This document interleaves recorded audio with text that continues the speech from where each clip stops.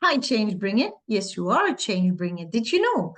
If you change something inside of you, something will change in your world, in the world, and in the universe. That's how powerful you are.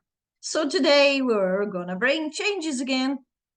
This video is about emotions. Emotions are tools, not enemies, right? I see a lot of people have struggle with emotions, and if you look at this video, you will change your mind about emotions. And I make a funny background because whatever you do, you can do it with fun, or you can do it start with unpleasant emotions, and that's why I did it. So to show you, whatever you do, I don't like to talk to that screen. I like to talk to people, but I'm doing it anyway because I have so much to share with you guys. That makes life much more fun and much more easier. And yeah, you're happy with who you are. So let's start. Emotions. Well, in all the years, I discovered 26 unpleasant emotions. That's not that bad. Yeah, I thought there were thousands, but it's not.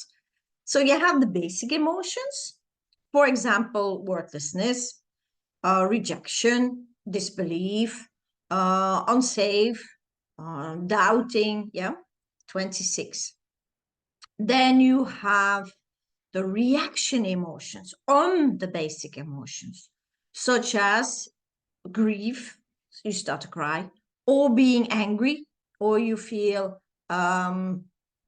powerless. But I have to look, there's a difference between powerlessness and not knowing any outcome anymore. Yeah, so there's a difference when you feel you don't know what to choose. You don't know, but there's still choices. Yeah, you don't know what decision you make. You get this noxious feeling in your stomach, and maybe you vomit. Yeah, so that's the one I mean. Okay, anyway, that's reaction emotions. So, and a lot of people think when I ask them what sort of emotions is that, they immediately say grief and anger, but these are reaction emotions, emotions reacting on the basic emotions. And then you have combined emotions. And for example, everybody knows I feel unself for sure. I feel unselfish. That means for you and for me, something different. And for everybody. Yeah, it's a combination of emotions, basic emotions, but your combination is different than mine. Yeah. So if people say, I feel unselfish, maybe they have doubt in their basic emotion. They feel they have disbelief in there, maybe, and worthlessness, for example. But for another person, it's vulnerability, rejection, and miscommunication.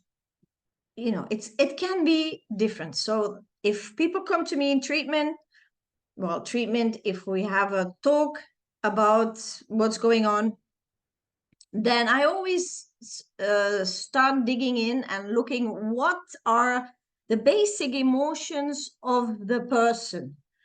What is he or she talking about? What emotions is he or she talking about? And mostly, if you are in a very unhappy state, you have 6 basic emotions where you struggle with. 6, maximum 6. If you have more than 6 emotions on basic emotions where you struggle with, that means that they're very big in your system. You are not functioning anymore. You have to have, you need help. Yeah. So you cannot function in society anymore. You cannot function among people anymore. Yeah, you need to be hospitalized, or have somebody who guides you, because you cannot do it on your own anymore. If you have less than 6 unpleasant emotions, basic unpleasant emotions that are big in your system, you can function. But there's a but. There's always a but. You suppress these guys. And we all know how we suppress emotions. I did it too. And I try not to do it anymore. And I'm very, hawk's eye on it, that my ego is not trying to suppress them or avoid them. But for example, you disappear in a story in a book, television, of course, computer, gaming, computer, um, film, alcohol, partying, job. That was my escape. My job, workaholic, organizing, job, organizing, whatever. Yeah, and then you have the drugs, the other hard drugs. Alcohol is a hard drug. Then you have the other hard drugs. Escape, sugar, eating, emotional eaters. Where does that word come from? So you suppress this because you see emotions as the enemy. And it's not the enemy. Actually, emotions are tools. So if you're traumatized and you have a lot of basic emotions, big ones, there's no space in the body. And I told you in many other videos how it works. Yeah, this is your vehicle, and if there's too much trauma in your vehicle drags around a lot of trauma, then there's no space for you as a soul to take over and to steer this beautiful vehicle, this amazing vehicle that God gave you. So you have to clean it out. So how to clean it out? Well, to feel it, but not through the brain, because the brain cannot feel. And I told you also in many other videos, the brain cannot feel. The brain can do a lot of other things, but the brain cannot feel. So what you do with it, you learn to feel independent from the brain, and you learn to use your brain in an optimal way. And I can teach you that. And you can teach yourself, stand on one leg, close your eyes, and you cannot go anywhere than in the middle of your head and in the middle of your belly at the same time. Otherwise, you fall over. Yeah. Okay. Train it. And then train it while you talk. Train it while you eat. Train it while you're on the computer. Train it. And after a while, you do it consciously. That's how you can do it. I have a easier trick to do it in your daily life, because standing on one leg is not always possible. But anyway, I started like that. And it works. So anyway, unpleasant emotions are slow, and they take a space in your body, because they're so slow. It takes time for them to move, and they are very slow. I mean, they move with millimeters. Yeah. And then the pleasant emotions, they go through the body like lightning. And if you don't feel that sensitive, if you're not, and I don't talk about being sensitive like overloaded with emotions, but really feeling, if you can feel inside your fingers, if you can feel inside your nose, inside your ears, if you can feel your heartbeat, you can. But a lot of people can't. Why? They're not in their bodies. Because we were trained in school not to stay in our bodies. Children can, but grown-ups can't anymore, because we trained so many years to not be in the body, to be outside the body. Well, anyway, that's another story. So, emotions. Unpleasant emotions are slow. Pleasant emotions are very, very fast, but you can use them as a tool. And how can you use them as a tool?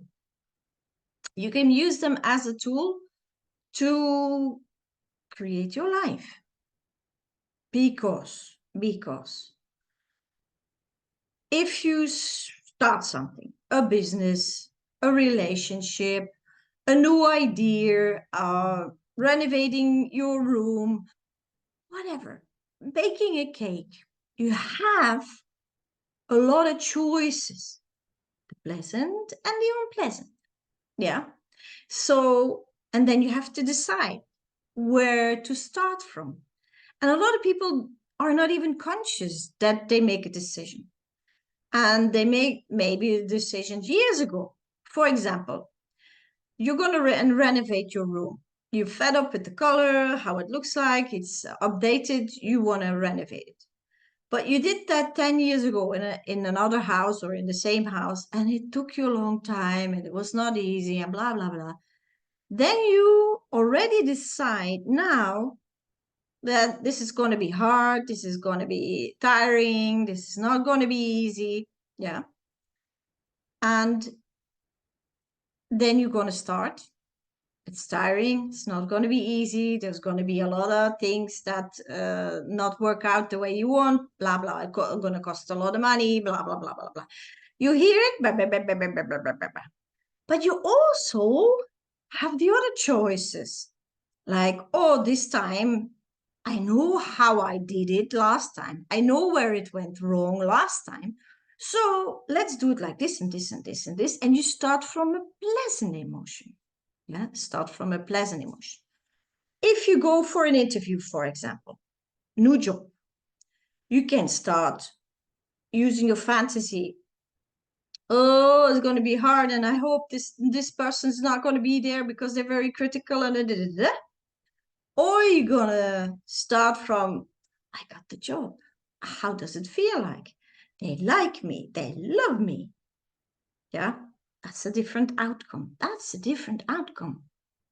So the universe is unconditional and is working together with you because it's a living entity and we live in the universe. So we're connected with each other all the time. Even if you choose out of the unpleasant emotions, this and this and this and this, and it's going to be like this and this and this, the universe says, okay, always, always. You see? And if you choose out of the pleasant emotions to start from the pleasant emotions and you expect pleasant outcomes, the universe says, okay, do you understand? Do you understand how simple that is? So we have a lot of pleasant emotions and a lot of unpleasant emotions. It's a lot of choice, and we can decide this one and this one and this one and this one. I'm going to start that, and I'm going to start from these and these and these emotions, and I'm going to expect these and these and these emotions because it's all about emotions. Emotions make us make decisions all the time. If you buy a new car, you made it out of an emotional decision.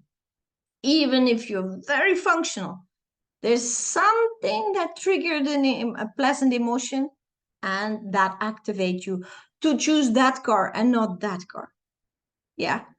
The same with food, the same with relationships, the same with the place where you live, the same what you wear, the same. We always, and good salespeople know that. We always make decisions out of pleasant emotions. Why? Because pleasant emotions activate, unpleasant emotions deactivate. So if you decide, we go back to the renovation of the room. If you decide, okay, unpleasant emotions, 3, 4, it's going to take a lot of energy.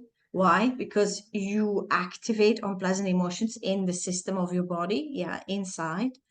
So what do unpleasant emotions do? Slow the energy, slow down the energy. So what happens then? you have to drag yourself to start. Yeah. And we know all that. We all know it, how it feels like, come on, let's do this. Yeah. Or you can decide, let's start from pleasant emotions. It's going to be nice. It's going to be fresh. I'm going to like this room again. La la la la la. And then you're energized. You're activated. You see, that's what emotions do. So when, for example, a salesperson wants to sell you something, a good salesperson gives you pleasant emotions. It gives you a compliment. You're smart. Oh, not a lot of people see this, or not a lot of people point that out, or you look good, or whatever compliment. If it's not sincere, you feel it, and it gives you an unpleasant emotion. Like you don't trust the person, and you walk away, and you mostly not work together with the person. But if it's a sincere person, he's not only thinking about the money and the commission, about himself, but he is honest, and he tells you like, this car, you have two kids, there's not a lot of room in the back. It is more expensive, it's more beautiful, but that cheaper car has more room in the back for your children, and it has the same options as the other one, and you feel that he's sincere or she's sincere. That brings trust. What is trust? Pleasant emotion. That makes you feel wordful. What's that? A pleasant emotion.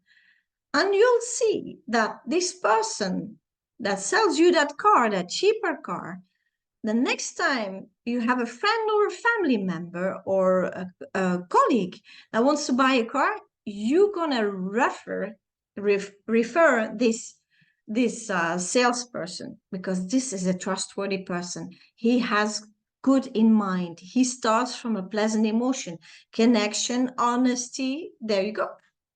That's how sales works. Good salespeople know this. Not good salespeople don't know this, and they have to do a lot of effort to sell, and they will not keep the customers. Yeah. So this is the same with you doing anything. You have 3 kids and you don't want them to eat rubbish out of the supermarket. So you decided to make a cake for them, or cookies. Yeah.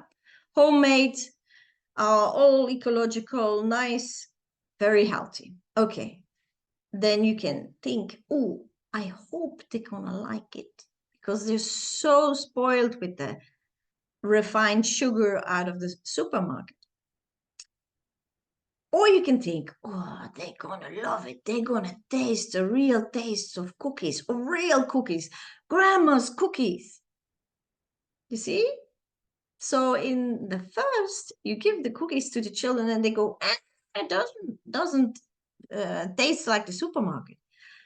Or you're going to give them with the intention, like, these are grandma cookies. These are the real cookies that my grandma made for me, and they're yummy.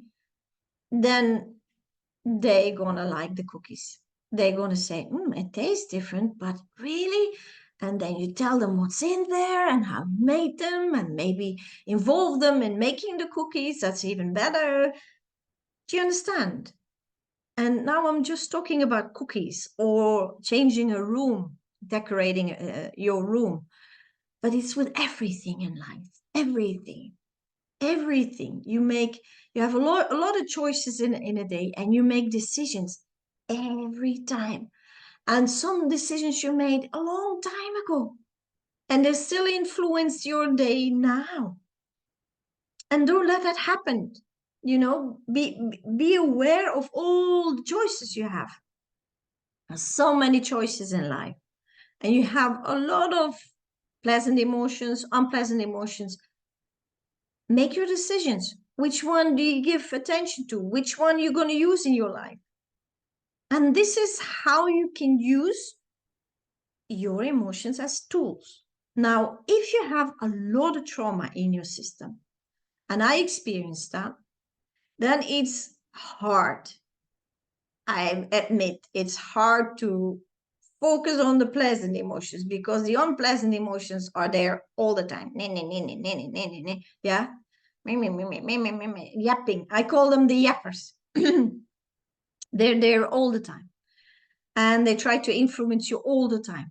And you made a lot of decisions based out of unpleasant emotions. So, okay. What do you do? First of all, you're going to fake it till you create it. Not till you make it, till you create it. Well, together with the universe, of course, the universe creates it for you. But you're going to repeat and repeat. How did I flip my life? Is by saying, oh, I'm always lucky. I'm always lucky. I'm a lucky girl. I am healthy, very healthy. So I used pleasant emotions, confirming them, made them bigger, gave them a lot of attention. Of course, I learned to feel unpleasant emotions because that's why we're here. We're here to experience what we're not so that we experience what we are. What are we not? Unpleasant emotions. What are we? Pleasant emotions. Yeah, we as a soul, not the body. Yeah, the body is just a vehicle. You're the driver and you have this vehicle. So when your vehicle is full of unpleasant emotions, it's hard to get in because the vehicle is low in frequency and it's very hard to get in. And so you can flip it with making mantras, yeah? Repeating and repeating, brainwashing your brain yourself. That's what I did. And then gratefulness, yeah, thank you for this and thank you for that and thank you for my clothes and thank you for the air that I can breathe.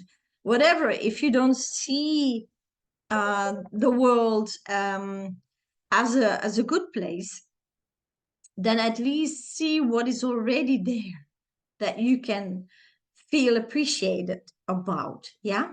So use them to use the pleasant emotions to brainwash. It's all about neurons in your brain. Yeah.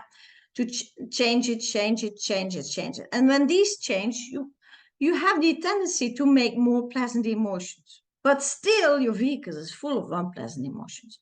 And you come here, and I experienced that by doing 2 years of healing work, cleaning up people's aura, taking all these dark clouds away, low frequency clouds away. And then they came back. They had all their symptoms gone, but they came back. 7 months, 8 months, 6 months. And the aura field was just exactly the same, full of these low frequency emotions. And I asked the person what happened. And they just explained me, I don't know. I just, relapsed, fell back into my old patterns. And I was like, why? So I got the answer. And the answer was, we're here for experiences, and you take all the trauma away, the unpleasant emotions, and so the soul cannot have the experience anymore. So the soul puts back these frequencies, and then of course the body reacts on it, and we call it disease, or dysfunctions, whatever we call it, and then the person can have the experience. For example, lack. Okay, you grow up in lack of love, lack of material, lack of money, lack. Yeah. Okay. I would take that lack away, but you as a soul come and experience lack, then to experience abundance. So I take that experience away from you. So the soul says, no, that's why I'm here. So the soul puts the trauma, the big field, that's what I call a trauma, a big field of unpleasant emotions, or many, back into the system. Yeah, so lack. is there again. And then the person has a lot of problems with digestion and so on and so on. I'm not going to tell you where lack is is located. But anyway, then I take away your experience, and that's something I do not wish to do. So here you go. So if the person experiences lack and says, okay, this is lack, and I see other people in abundance, what's the difference? Without judgment and without preference. It's the hard one. Yeah, without preference.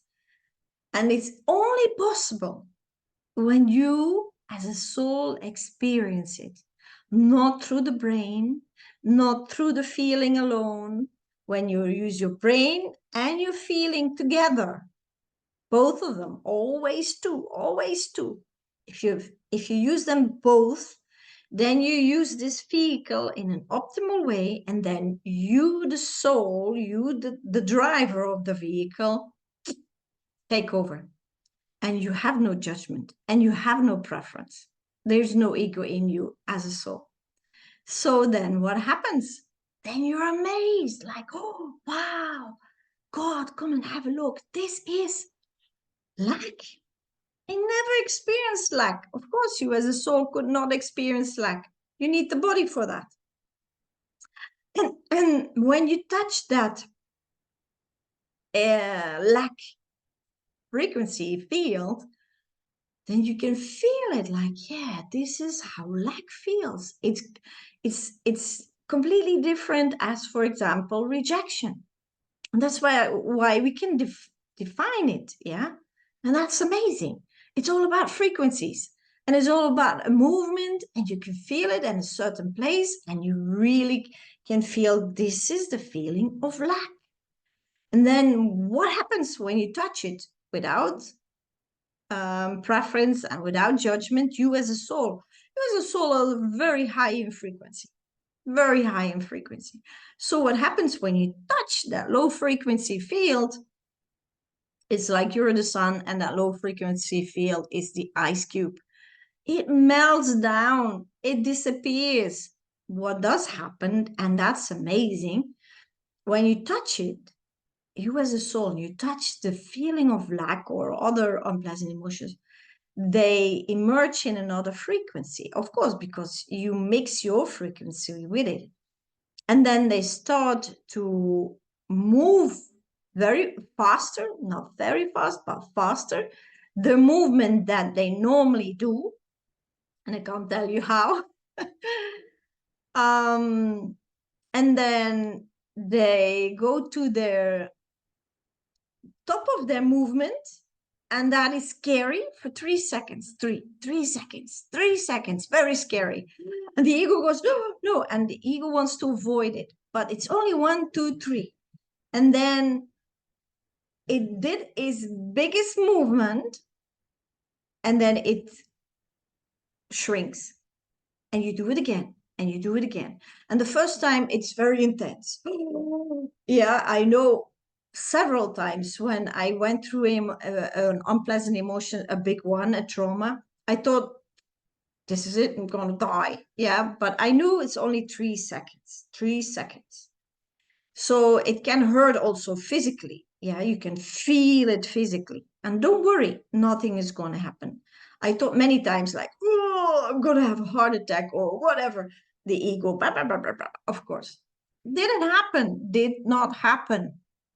And I did it. I had many people go through these fields. Did not happen. Nothing happened. Of course, it was not pleasant in these 3 seconds. And but then it's when it becomes, when it shrinks, there's space for you, and then you feel the opposite emotion, and then you feel, wow, I can now feel the difference between the unpleasant emotion, and you immediately recognize the pleasant emotion, because that's you. And it's just an amazing experience.